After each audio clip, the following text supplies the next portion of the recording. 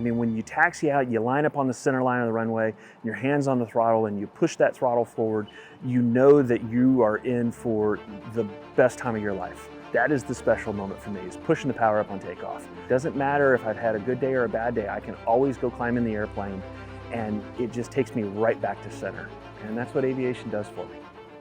I'm Nathan Hammond, owner and pilot of GhostWriter Airshows, airplane we see behind us here. It's the Havilland Chipmunk. We fly air shows all across the country, both day shows, night shows, and every once in a while we do some skywriting. Most people will probably know us from EAA AirVenture up there. If you've ever been to AirVenture and looked up and seen the smile in the sky or EAA written across the sky, that's going to be us up there in the sky. And what we do is we take the airplane, we go up to about 12,000 feet above the airport there, and we take the smoke oil, inject it into the exhaust, and about a gallon per letter, and we can write 20, 25 letters per flight before we run out of smoke oil. For the day show aerobatics, that's down in the dirt, romping, stomping. It's always an exchange of altitude for energy. So you're slow up high and you're fast down low, back and forth, back and forth. And then at night we do the same thing, it's just now we've got explosives on the wingtips, which is just always fun. When we've got the pyro on the airplane at night, we use the parallax. At night you don't have depth perception, at least not in the aerobatic box for the crowd. Now I do, because I have the runway lights below me and all the horizon lights.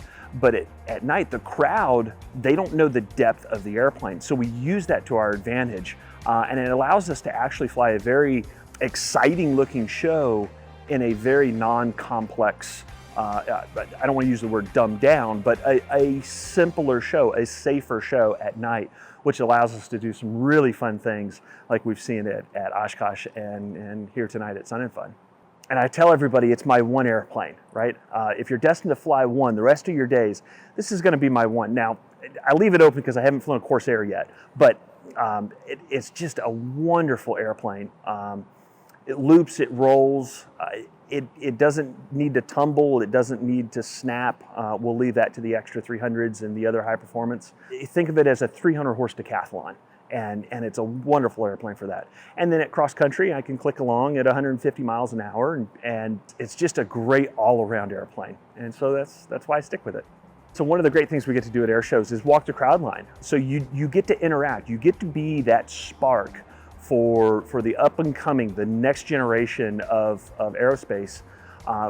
Because for me personally, it started at an air show, and I know a lot of people, it starts at an air show. It's their first interaction with aerospace.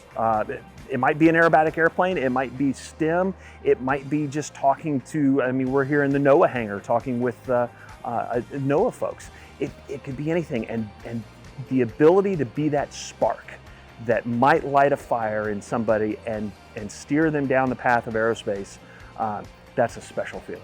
It really is.